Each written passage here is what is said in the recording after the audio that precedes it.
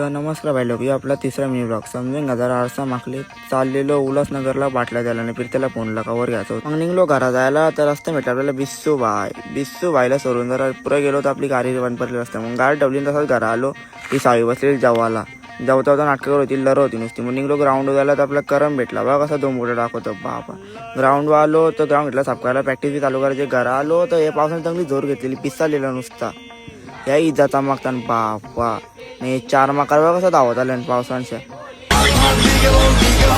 नंतर गेलो कपडा आणला तर रस्ता भेटला आपल्याला गाण्यात जा ना. घर आलो त्या पोरांची व्हिडिओ कार होते सगळं बसले त्या भाईनी छत्री गोल्डॅक मध्ये आल्याला तरी काय बोलायचं आता.